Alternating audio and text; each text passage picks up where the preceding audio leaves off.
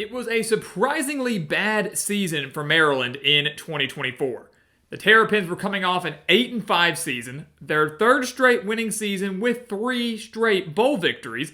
They came into 2024, started 4-3, looked like they were well on their way to a 4th straight bowl appearance, and they lost their last 5 games, 5 in a row, by an average of 22.6 points per game to finish 4-8. Their first losing season since 2020, that COVID year, or 2019, if you don't want to count that COVID season. Sadly for Maryland, though, the season in 2025 does not look like it's going to be any better. This team is going to struggle mightily.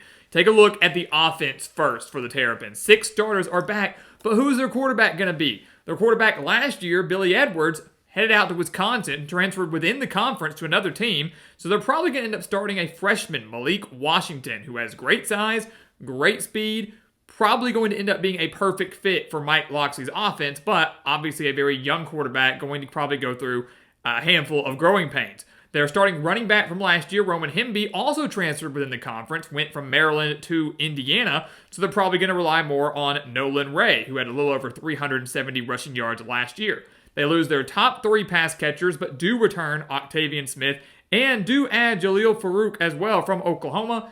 In the offensive line, probably the biggest bright spot on offense for Maryland this year, going to be pretty solid, maybe the best they've had in years. This is a unit that averaged just 23.7 points per game last year, only 386 yards per game last year, only 110 on the ground, and now lose their quarterback, their running back, their top 3 pass catchers. The offense, Michael Locksley is an offensive guy, but the offense is going to go through some growing pains in 2025. There's no doubt about that. Defensively, doesn't look good either. This unit gave up over 30 points per game in 2024. 4 starters are back, and 3 of their top 5 tacklers do return. So that's the bright side, right? 4 starters back, 3 of them were from some of the best defensive players you had. 0 starters, though, are back on the defensive line. That is a big concern. How are they going to battle in the trenches on defense? They do add Cam Rice coming in from Ohio. They do add Neil Avery coming in from Florida State. But this is a defensive line that last year only had 14 sacks in the entire season, and now has to completely rebuild through the transfer portal and some young guys they maybe had on the roster. You do have Daniel Wingate, though, the 3rd tackler on the team, number 3 tackler on the team last year. He returns at linebacker. The secondary looks to be pretty solid this year with Jamor Glasker coming in from Wake Forest. They also do return Lavian Scruggs and Jalen Husky, who led the team with 3 interceptions last year. So there's a little bit of talent defensively for the Terrapins, but some questions at pretty much all 3 levels. I'd say the strength is looking like it's going to be the secondary, followed by linebacking core. Biggest question mark being up front on the defensive line. Again, questions on both sides of the ball, not a lot of momentum coming into this season, and a pretty tough schedule to go along with it. Here's a fun fact for you before we break this down. Maryland is 0-36 against ranked Big Ten opponents since 2014. I'll repeat that. 0-36 against ranked Big Ten teams since 2014. That's an unbelievable stat. Over 10 years, they have not defeated a ranked team within their conference. And you look at it this year, a lot of ranked teams could be on their schedule. Nebraska could easily be ranked. Don't sleep on Washington. Indiana could be ranked. Michigan could be ranked. Illinois could be ranked. A lot of ranked opponents on the slate. If Maryland wants to find themselves back in a bowl game, they're going to have to find a way to pull off some upsets. I'll tell you right now, I believe the Terrapins start 3-0. So that's a great start, right? They should beat Florida Atlantic, Northern Illinois, and Towson. Should beat them all in theory, with ease, and that's a great opening schedule, especially with a young quarterback in Malik Washington. So perfect fit for them. Then you come into conference play, immediately go on the road to Wisconsin, and you have the Billy Edwards reunion game. Edwards, as we mentioned, was the quarterback for Maryland last couple of years, and now he's going to be the quarterback at Wisconsin. Neither of these offenses, I think, are going to be that good. I really don't. I think they're both going to struggle mightily. But Wisconsin's got home field advantage in this game, and they have the better defense with 8 starters back. Maryland also 0-4 against Wisconsin. Give me the Badgers to defend their home field. Maryland drops to 3-1. Coming out of the bye week, they take on Washington. This is a winnable game. Washington's one of those teams I think when the year ends, you're going to look at them and say they are much better than their record shows. They've got a lot of talent. Damon Williams is a young quarterback that I think is going to take a pretty big step forward in year 2. Jonah Coleman, underrated defense, but they've got a tough schedule. This game, though, is, in my opinion, going to go in favor of the Huskies. The guys that we just mentioned, Damon Williams, Jonah Coleman, who rushed for over 1,000 yards last year, 7 starters back on the defensive side of the ball for Washington. This is a team that I really think, if you watched them last year, was more competitive than we thought they'd be with Jed Fish in his first year at the helm. They're going to be better this year. They get the job done at Maryland, which, I hate to say it, Terrapin fans, is not the most difficult place to play. So they're 3-2. They will lose to Nebraska, who is going to be fielding their best team yet under Matt Rule. Good offense, experienced quarterback, underrated defense per usual. 10 starters back on the offensive side of the ball, 5 starters back on defense. Very, very good secondary, which could give this passing game for Maryland some trouble. We know how much Mike Locksley likes to throw the ball. If the secondary shuts down the passing game, Maryland's going to have to win it on the ground, and I don't have faith in them doing that. So Nebraska gets the job done despite it being on the road, and then Maryland will lose to UCLA. A very long road trip out west, as we're going to see countless times, not just this year, saw it last year.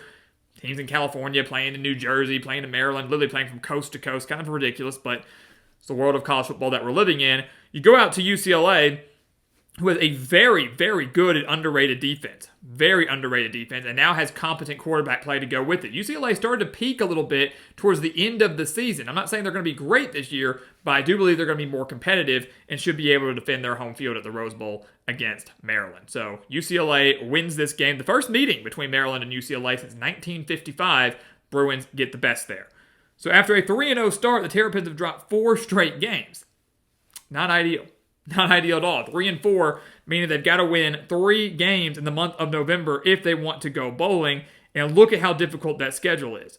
Indiana made the playoff last year. On the road at Rutgers, who's a solid team.